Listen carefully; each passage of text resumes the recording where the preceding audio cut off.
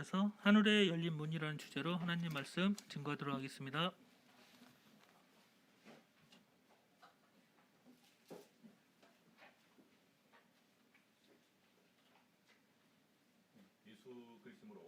하나님 말씀 증거하겠습니다. 하나님 말씀 요한계시록 4장 1절에서부터 5절까지 먼저 보시겠습니다. 요한계시록 4장 1절에서부터 5절 같이 읽겠습니다. 이 일 후에 내가 보니 하늘에 열린 문이 있는데 내가 들은 바 처음에 내게 말하던 나팔 소리 같은 그 음성이 가로되 이리로 올라오라. 이후에 마땅히 될 일을 내가 네게 보이리라 하시더라. 내가 곧 성령에 감동하였더니 보라, 하늘에 보좌를 베풀었고 그 보좌 위에 앉으신 이가 있는데 앉으신 이의 모양이 벽옥과 홍보석 같고 또 무지개가 있어 보좌에 둘렸는데 그 모양이 녹보석 같더라. 또 보좌에 둘러 24 보좌들이 있고 그 보좌들 위에 24 장로들이 흰옷을 입고 머리에 금 면류관을 쓰고 앉았더라. 보좌로부터 번개와 음성과 뇌성이 나고 보좌 앞에 7 등불 켠 것이 있으니 이는 하나님의 7 영이더라. 오늘 이 시간에는 하늘에 열린 문이라는 제목으로 오늘 말씀 가지고 은혜 나누는 시간 갖도록 하시겠습니다. 먼저 우리 4장 1절 보면 이 일 후에라고 이렇게 되어 있습니다. 이 일 후에, 이 일 후, 이 일이 어떤 일일까요? 계시록 2장과 3장에 있는 7 교회에 보내는 사자에게 보내는 편지, 바로 그런 일들을 이렇게 말씀을 하신 부분이 이 일 후라고 이렇게 얘기를 할 수 있겠죠. 그리고 이제 그 1절 후반부에 보게 되면 이후에 마땅히 될 일을 내가 네게 보이리라 이렇게 말씀하십니다. 우리 요한계시록 1장 19절에 보게 되면은요. 그러므로 네 본 것과 이제 있는 일과 장차 될 일을 기록하라 이렇게 얘기를 하고 있습니다. 네 본 것과 이제 있는 일과 장차 될 일. 네 본 것은 앞에서 이제 어떤 예수 그리스도에 대해서 본 것을 말하는 것이고, 그 다음에 이제 있는 일, 이것이 이제 7 교회에 관한 일이고요. 그 다음에 장차 될 일, 장차 될 일을 지금부터 이렇게 이제 우리 요한 사도에게 가르쳐 주는 내용입니다. 그래서 다시 4장 1절 보게 되면은요. 그래서 이 일 후에 7 교회에 된 일을 말씀하신 후에 내가 보니 하늘에 열린 문이 있는데, 하늘에 열린 문이 있다. 어떻게 되어 있을까요? 벽이 있을까요? 없을까요? 없겠죠? 그냥 열려진 문이 이렇게 보였다라고 이렇게 이해할 수 있습니다. 그래서 뭐 동서남북 어디 이렇게 그 이런 위아래 이런 위치적인 부분이 아니라 그냥 하늘에 보였는데 거기에 열린 문이 보이더라라는 것입니다. 자, 그러면서 내게 들은 바 처음에 내게 말하던 나팔 소리 같은 그 음성이 가로되 이리로 올라오라. 이후에 마땅히 될 일을 내가 네게 보이리라 하시니라. 그래서 열린 문이 보여짐과 동시에 하늘에서 음성이 나서 이리로 올라와라. 이후에 마땅히 보여줄 일을 네게 보이리라 이렇게 말씀을 하십니다. 특별히 우리 성경에 보게 되면은 이 하늘이 열렸다라는 표현이 있는데 거기에는 문이라는 그 표현은 없습니다. 근데 한순간에 하늘이 열려서 이 영계의 일을 우리가 이렇게 보여지는 경우가 있게 되는데, 우리 예수님께서 세례 받으실 때 그런 그 상황이 있었고요. 그리고 스데반이 돌에 맞아서 순교할 때 그런 상황이 있던 것으로 이렇게 표현하고 있습니다. 우리 참고로 마태복음 3장 16절 17절 보시겠습니다. 마태복음 3장 16절 17절. 예수께서 세례를 받으시고 곧 물에서 올라오실새 하늘이 열리고, 여기 하늘이 열렸다. 근데 여기는 문이 있다라는 표현은 없습니다. 근데 하늘이 열리고, 그리고 또 하늘에서 하나님의 성령이 비둘기같이 내려 자기 위에 임하심을 보시더니, 성령이 내리는데 비둘기같이 이렇게 이제 날아서 딱 앉아 내리는 것처럼 자기 위에 임하셨다. 그리고 하늘에서 소리가 납니다. 이는 내 사랑하는 아들이요 내 기뻐하는 자라. 이는 내 사랑하는 아들이요 내 기뻐하는 자라. 아마 이것만 본 사람들도 엄청난 충격과 놀람, 감동에 이렇게 사로잡혔겠다 이런 생각을 가질 수가 있습니다. 어느 누가 이런 경험을 할 수 있을까요? 그렇죠? 하늘이 열리고 성령이 내려서 임하신 것을 예수께서 친히 보셨고 하늘에서 음성이 납니다. 이는 내 사랑하는 아들이요 내 기뻐하는 자라. 그래서 우리 이것만 가지고도 충분히 그 주변에 있는 사람들은 예수 그리스도를 하나님의 아들로 이 세상을 구원할 메시아로 믿기에 부족함이 없었다라는 사실을 우리가 알 수가 있습니다. 어떻게 보면 이것을 우리가 전하는 것 자체로도 굉장히 중요한 이런 그 복음의 내용이다 이렇게 얘기를 할 수 있는데요. 실제적으로 그럼에도 불구하고 유대인들은 예수님께 계속해서 요구하는 것이 하늘에서 주는 내려오는 표적을 보여달라 그렇게 요구를 하는 것이 계속해서 이렇게 반복이 됩니다. 자, 사도행전 7장 54절에서부터 56절 보겠습니다. 저희가 이 말을 듣고 마음에 찔려 저를 향하여 이를 갈거늘 스데반이 성령이 충만하여 하늘을 우러러 주목하여 하나님의 영광과 및 예수께서 하나님 우편에 서신 것을 보고 말하되 보라 하늘이 열리고 인자가 하나님 우편에 서신 것을 보노라. 스데반에게 영적인 눈이 열렸다. 그래서 영적인 눈이 열림을 통해서 하늘이 열려 있고 인자가 하나님 보좌의 우편에 앉아 있는 것을 이렇게 보게 됩니다. 우리 성도님들 저희들이 이렇게 신앙생활을 하는 가운데서 이런 놀라운 영적 체험을 하게 되면 얼마나 좋을까요? 그렇지 않습니까? 그래서 이렇게 주변에 체험들이 많이 있는데 왜 나한테는 이런 체험이 없을까라는 것을 참 이렇게 이제 우리 그 원망하고 아쉬워하는 이런 경우가 많이 있는데 우리 성경에 보게 되면은 처음에 주로 말씀하시고 들은 자들이 우리에게 확정하시고 하나님께서도 친히 우리를 향해서 증거하신 것이 네 종류로 이렇게 구분이 됩니다. 첫 번째가 표적이고요. 두 번째가 기사고 기사 기이한 일이죠. 오늘처럼 이렇게 하늘이 열리는 또 하늘의 문이 보이는 그러한 상황입니다. 그리고 여러 가지 능력, 병고침과 귀신을 쫓아내는 능력들, 그다음에 성령에 나누신 것, 이것이 하나님께서 친히 증거하신 것이라는 것입니다. 그래서 비록 우리가 하늘이 열리는 또 하늘문이 있는 이런 상황을 우리는 보지 못한다 할지라도 우리가 받은 성령으로도 충분히 하나님께로부터 받은 증거가 나에게 있다. 이런 생각을 우리는 가질 수가 있어야 됩니다. 자, 그러면서 계속해서 보니까 나팔 소리 같은 그 음성이 가로되 나팔 소리 같다라는 것은 굉장히 크고 울리고 멀리까지 나가는 이런 소리를 말하는데 구약 성경에서 특히 이 나팔은 특별한 일이 있을 때, 선포할 때, 또 전쟁을 예비할 때, 명절 때, 그리고 또 하나님의 말씀을 이렇게 이제 선포할 때, 그리고 하나님의 임재가 있을 때 항상 이렇게 나팔 소리가 함께 난 것으로 표현됩니다. 그래서 이 나팔 소리는 하나님의 영광과 위엄이 함께 거기에 포함되어 있는 것을 의미를 합니다. 데살로니가 전서 4장 16절에 보게 되면은요. 데살로니가 전서 4장 16절 주께서 호령과 천사장의 소리와 하나님의 나팔로 친히 하늘로 쫓아 강림하시리니 그리스도 안에서 죽은 자들이 먼저 일어나고, 여기에 하나님의 나팔로 친히 강림하신다라는 것은 바로 주님께서 재림하실 때 하나님의 영광과 위엄이 그와 함께하는 것을 이렇게 의미를 합니다. 요한계시록 10장 7절 보시겠습니다. 요한계시록 10장 7절 일곱째 천사가 소리 내는 날 그 나팔을 불게 될 때에 하나님의 비밀이 그 종 선지자들에게 전하신 복음과 같이 이루리라. 일명 이것이 마지막 나팔입니다. 일곱째 천사가 나팔을 불게 될 때에 바로 하나님께서 그 종 선지자들에게 비밀의 복음을 이렇게 말씀하시는데 그대로 다 성취될 것, 이루어질 것을 이렇게 얘기를 합니다. 우리 사도 바울 같은 경우도 이런 부분들을 증거하면서 마지막 나팔의 순식간에 호련이 다 변화하리니, 고린도전서 15장 51절 이 부분 이후에 이렇게 증거합니다. 마지막 나팔에 순식간에 호련이 다 변화하리니. 그래서 이 나팔은 중요한 일 선포할 때, 또 하나님의 임재가 있을 때 바로 나팔이 함께 이렇게 수반된다는 것을 알 수가 있습니다.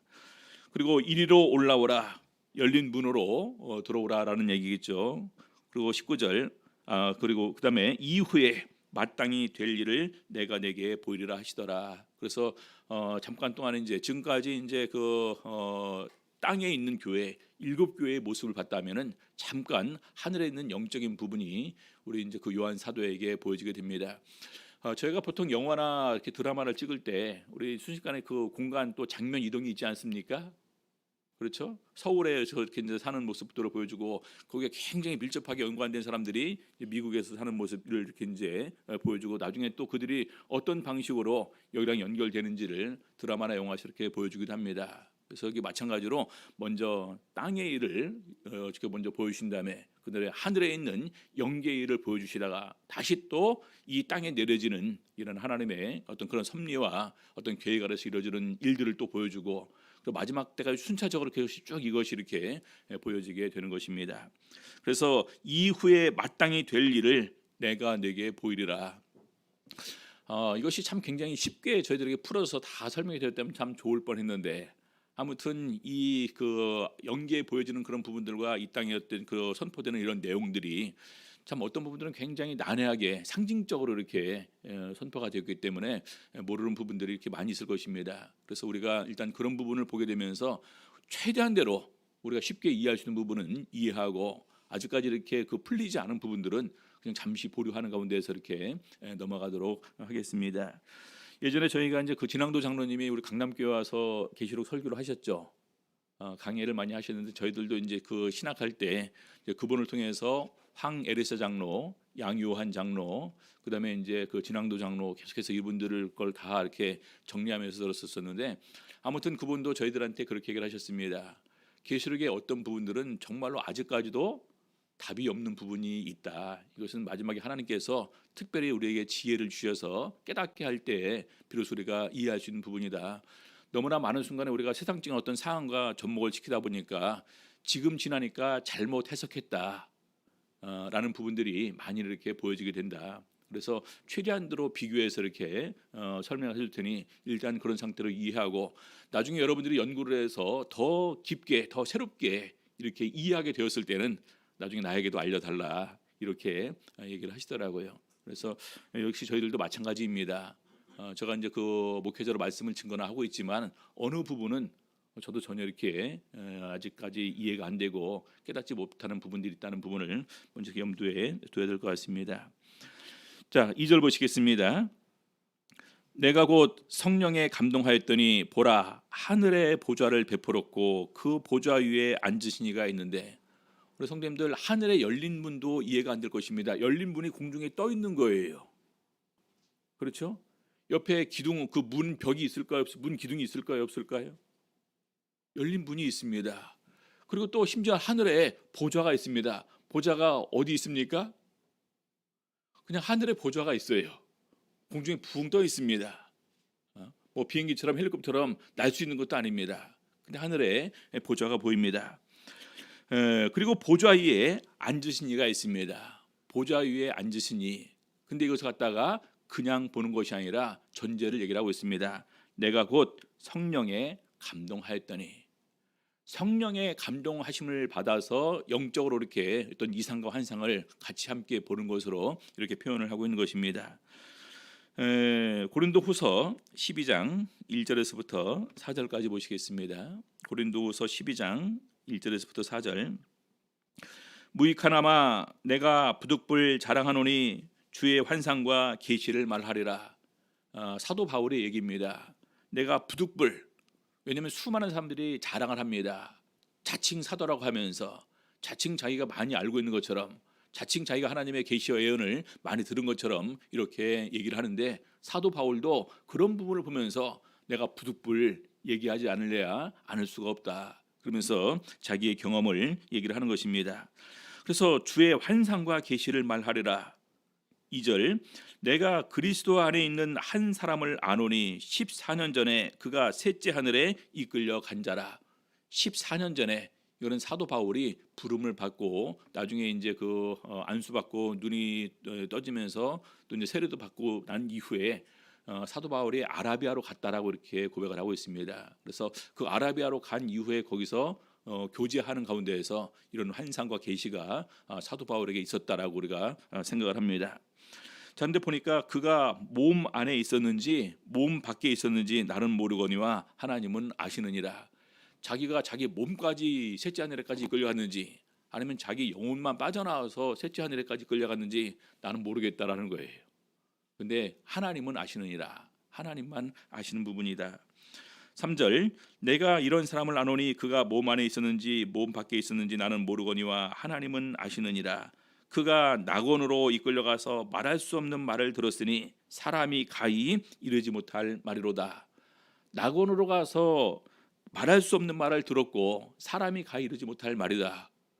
근데 사도 바울이 낙원에 가서 자기가 보고 들은 것은 얘기를 하지 않았어요.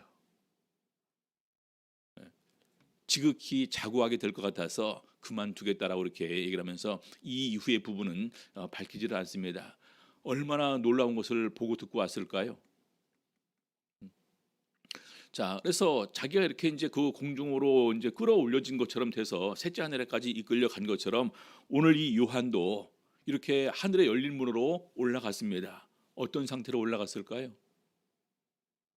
우리 몸까지 쑥 위에서 이렇게 올라갔을까요? 아니면 영이 빠져나가서 올라갔을까요?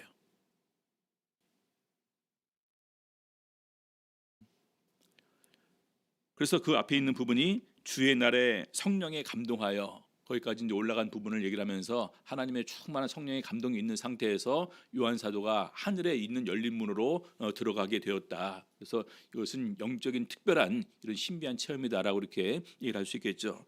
그래서 보니까 하늘에 보좌가 있고 보좌 위에 앉으신 이가 있습니다. 하늘에 보좌가 있어요. 이것은 우리 인간의 상식으로는 이해할 수가 없는 부분입니다. 보좌가 어떻게 떨어지지 않고 떠 있습니까? 그렇죠. 그래서 이것은 전능하신 이런 하나님께서 어떤 특별히 연계해서 보여주는 일들을 우리에게 요한 사도에게 보여주는 가운데서 있는 특별한 체험이다라는 부분을 알 수가 있습니다. 자, 그러면서 계속해서 3절 보게 되면은요, 보좌에 앉으신 이의 모습을 이렇게 묘사를 하고 있습니다. 앉으신 이의 모양이 벽옥과 홍보석 같고, 보통 이제 같다라는 부분을 하면서 이제 우리가 이 명확하게 묘사할 수 없을 때 뭐뭐 같다라고 이렇게 표현합니다. 앉으신 이의 모양이 벽옥과 홍보석 같고, 그 앉으신 이의 모습을 제대로 봤다라는 말입니까? 안 봤다는 말입니까?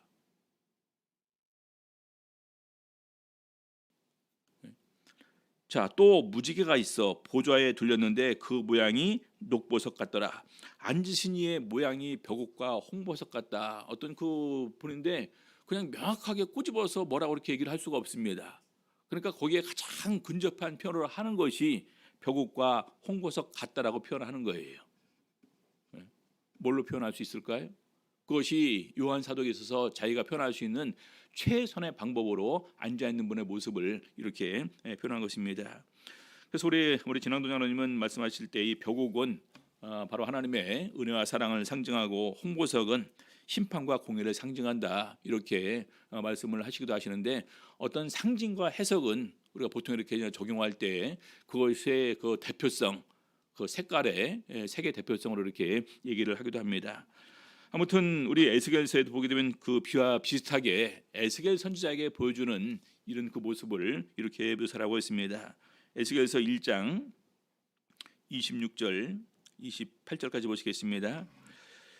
그 머리 위에 있는 궁창 위에 보좌의 형상이 있는데 그 모양이 남보석 같고, 보좌의 형상이 있는데 여기는 그 보좌의 형상이 모양이 남보석 같고 그 보좌의 형상 위에 한 형상이 있어 사람의 모양 같더라.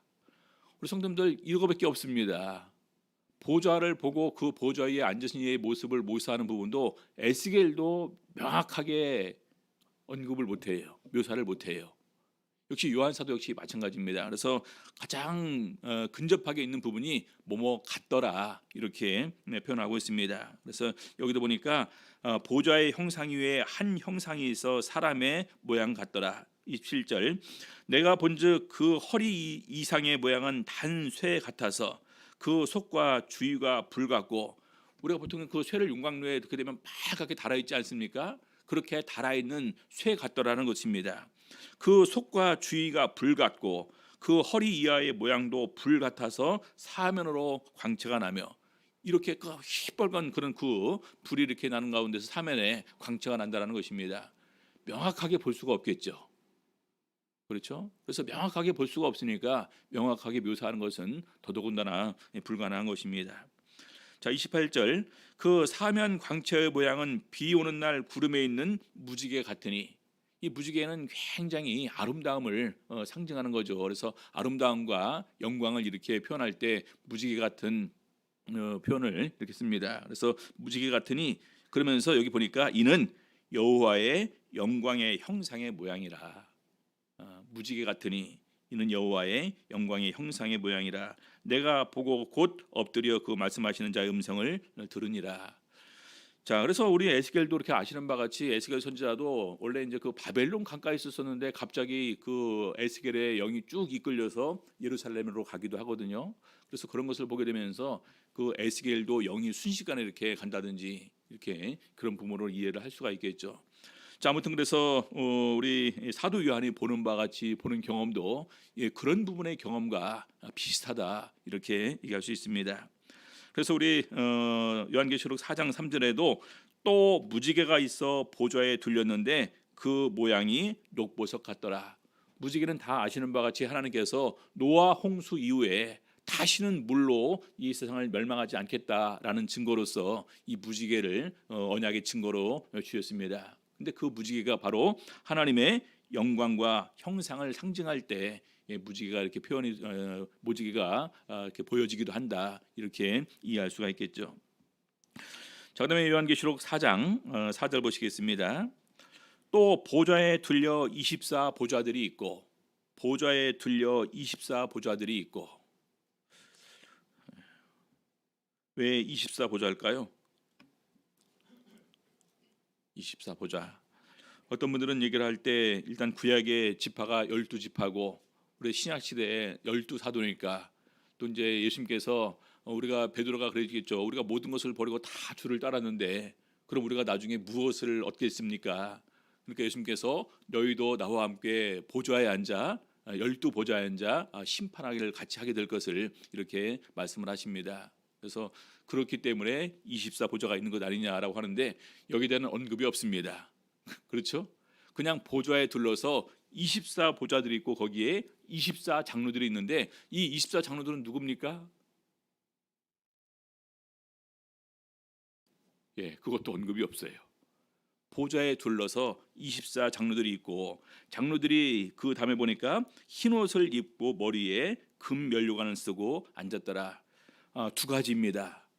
장로들이 24보좌에 이렇게 있는데 흰 옷을 입고 금 면류관을 쓰고 앉아 있더라라는 것입니다.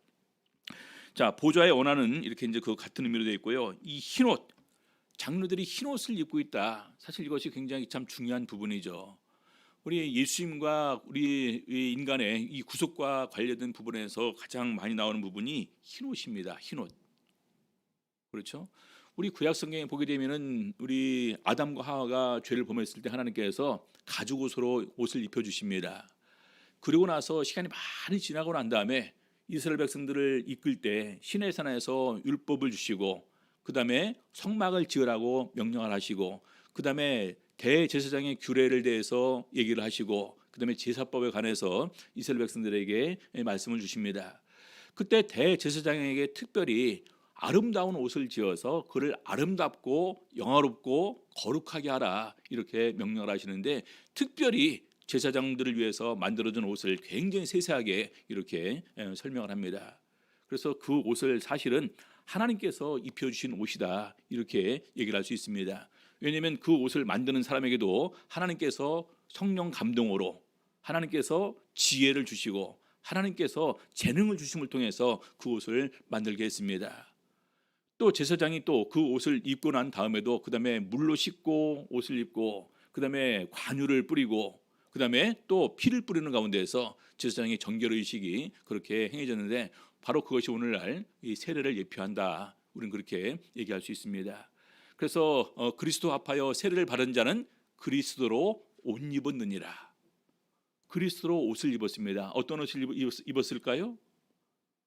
우리가 요한계시록을 보니까 우리도 흰 옷을 입고 있을 것이다라는 사실을 우리는 알 수가 있습니다.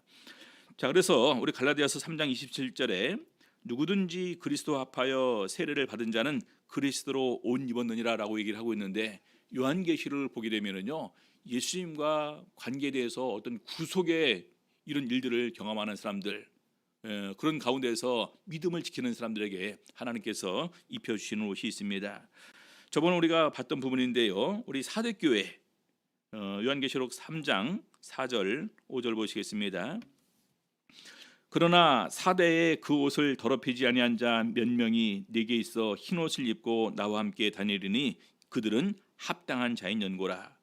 그리고 이기는 자는 이와 같이 흰 옷을 입을 것이요 내가 그 이름을 생명책에서 반드시 흐리지 아니하고 그 이름을 내 아버지 앞과 그 천사들 앞에서 시인하리라.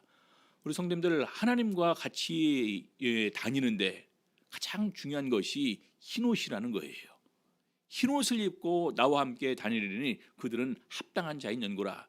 이기는 자는 이와 같이 흰 옷을 입을 것이요 믿음에서 승리하는 사람들에게 흰 옷을 입혀주실 것이라는 것입니다.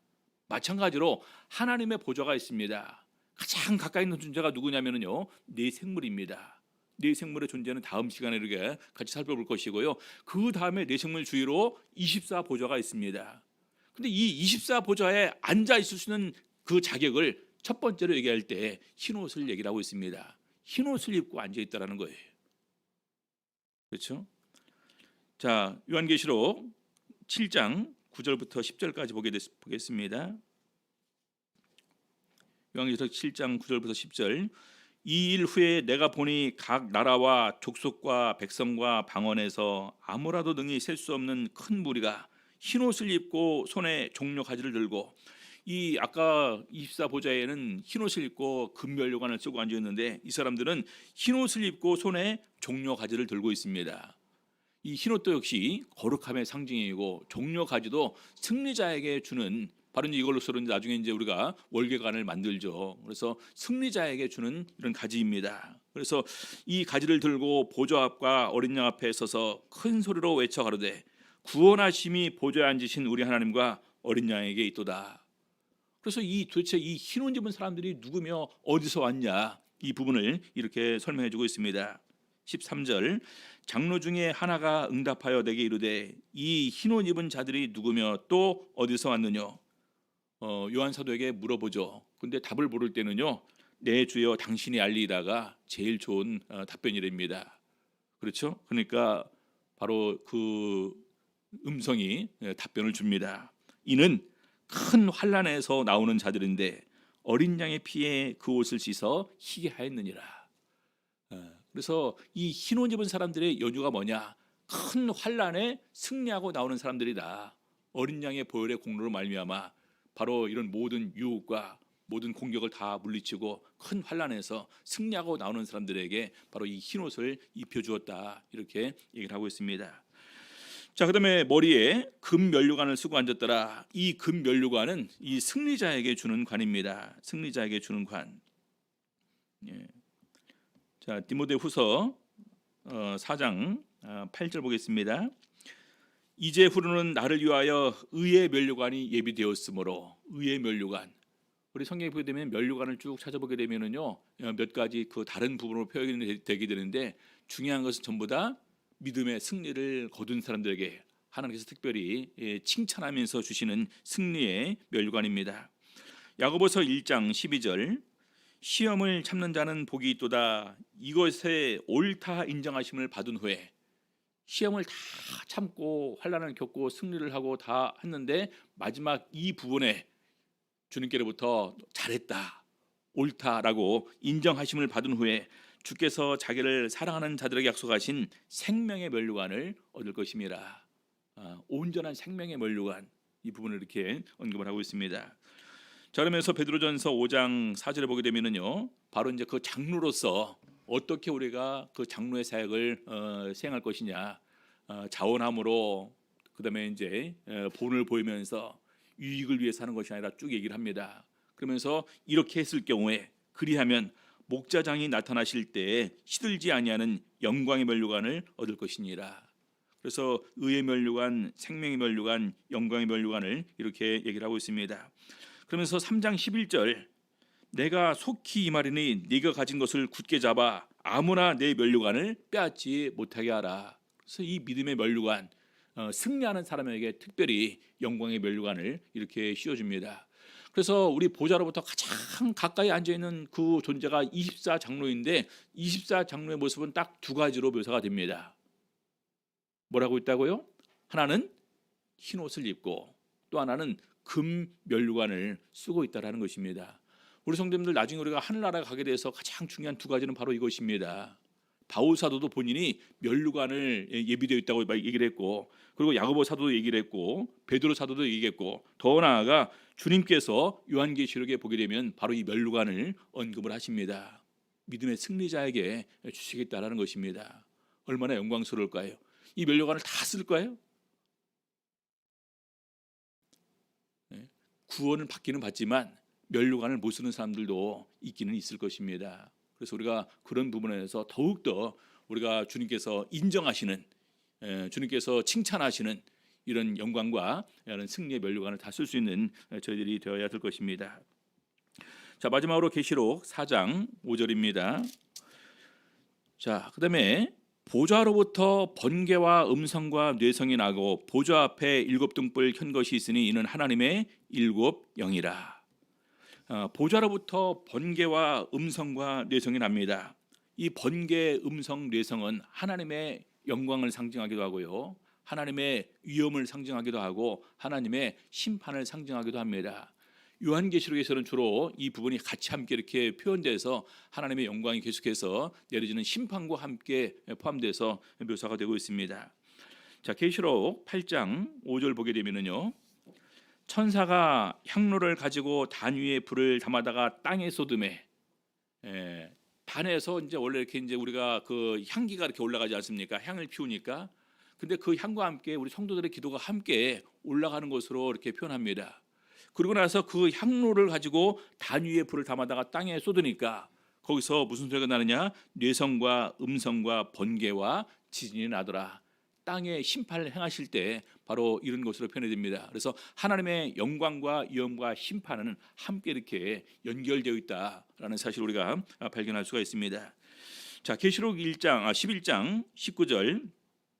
이에 하늘에 있는 하나님의 성전이 열리니 성전 안에 하나님의 언약궤가 보이며, 하늘에 있는 하나님의 성전이 열리니 이것은 더 큰 규모겠죠. 아까는 하늘에 보좌가 있었었는데 이번에는 하늘에 하나님의 성전이 열립니다. 성전은 얼마나 클까요? 그렇죠? 근데 거기 열렸는데 그 성전 안에 하나님의 언약궤도 보이고 거기로부터 번개와 음성들과 뇌성과 지진과 큰 우박이 있더라. 여기에 보니까 아까 뇌성, 음성, 번개에서 8장에서는 지진이 이렇게 더 플러스가 되었고, 그다음에 19절에서는 지진 플러스 큰 우박까지도 함께 이렇게 있습니다. 그래서 그것은 땅에 내려지는 하나님의 심판을 이렇게 표현하고 있는 것입니다. 자, 요한계시록 16장 17절 18절. 일곱째가 그 대접을 공기 가운데 쏟음에, 이제 우리 요한계시록 보게 되면요, 일곱 인을 뚝 떼는 내용이 나옵니다. 그러고 나서 일곱째 인을 떼실 때 그 다음부터 이제 첫째 나팔, 둘째 나팔, 셋째 나팔에서 일곱째 나팔까지 부러지는 내용이 쭉 나옵니다. 그리고 일곱째 나팔 이후에 일곱 대접을 땅에 쏟는 그 모습이 이렇게 묘사가 되는데, 여기 보니까 일곱째가 그 대접을 땅에 쏟을 때, 마지막 진노의 대접을 이 땅에 쏟을 때입니다. 그러니까 성전으로부터 보좌로부터 나서 되었다 하니 번개와 음성들과 뇌성이 있고 또 지진이 있어 어찌 큰지 사람이 땅에 있어오므로 이같이 큰 지진이 없었더라. 그래서 엄청난 이런 일들이 있었는데 마지막 보좌에서 이제 되었다. 그래서 일곱째 천사가 대접을 땅에 쏟고 나서 이제 하나님께서 됐다, 이제는 그만해라, 이렇게 말씀을 하시는 것입니다. 자, 그다음에 마지막에 보니까 보좌 앞에 일곱 등불 켠 것이 있으니 이는 하나님의 일곱 영이라. 보좌 앞에 보니까 일곱 등불을 켠 것이 있어요. 근데 보니까 그 일곱 등불이 하나님의 일곱 영이더라. 뭘 하는 존재일까요? 일곱 영. 자, 6절 보겠습니다. 보좌 앞에 수정과 같은 유리 바다가 있고 보좌 가운데와 보좌 주위에 네 생물이 있는데 앞뒤에 눈이 가득하더라. 그래서 바로 그 계시록 4장이 아니라 5장 6절입니다. 5장 6절. 내가 또 보니 보좌와 네 생물과 장로들 사이에 어린 양이 섰는데 일찍 죽임을 당한 것 같더라. 일곱 뿔과 일곱 눈이 있으니 이 눈은 온 땅에 보내심을 입은 하나님의 일곱 영이더라. 온 땅에 보내심을 받은 하나님의 일곱 영이더라. 그래서 이 일곱 눈이 바로 하나님께서 파송하셔서 이 땅을 다 감찰하시는 가운데에서 다 보고 살피시고 이런 모든 것을 하나님께 이렇게 보고하는 이런 존재들이다. 이런 사역자들임을 우리가 알 수가 있습니다. 아무튼 중요한 것은 우리 요한 사도에게 하늘 문이 열리는 모습을 보여주면서 영계에 있는 모습을 보여줍니다. 보좌가 있고 24 장로들이 있고 24 장로들이 흰 옷을 입고 머리에 금 면류관을 쓰고 있는 모습을 이렇게 보여주고 있는 가운데에서 이 보좌로부터 또 이렇게 하나님의 영광과 위엄과 심판이 나오는 이런 모습을 마지막으로 이렇게 언급을 함을 통해서 정말로 하나님께서 이런 모든 것을 주관하시고 또 다스린다는 사실을 우리가 더욱더 마음속으로 굳게 믿는 가운데에서 전부 다 우리 하나님께서 계획하신 대로 이렇게 다 이루어져 간다라는 사실을 확신하는 가운데 오늘 우리에게 주신 복음을 더욱더 귀히 여기는 저희들의 삶이 되어야 될 것 같습니다. 특별히 하나님과 구속적인 그런 사역적인 부분에서 연관되는 사람들에게서 중요한 것은 흰옷과 면류관이다. 이 흰옷과 면류관은 흰옷은 우리 하나님께서 입혀주시는 것입니다. 그런데 이 흰옷이 더러워질 수가 있어요. 그래서 내게서 옷을 사서 먼저 그 흰옷을 입으라는 얘기도 있고요. 그 두루마기를 빨아야 된다라는 이런 말씀도 요한계시록에 있습니다. 그리고 면류관은 우리가 열심히 주를 위해서 수고하고 봉사하고 헌신했을 때 우리가 받는 면류관입니다. 그래서 믿음을 더욱더 굳게 지키는 가운데서 흔들리지 않고 큰 확신으로 우리 하나님을 위해서 더욱더 주의 은혜에 보답하는 저희들의 삶이 될 수 있기를 우리 주 예수 이름으로 바랍니다. 묵도하시겠습니다.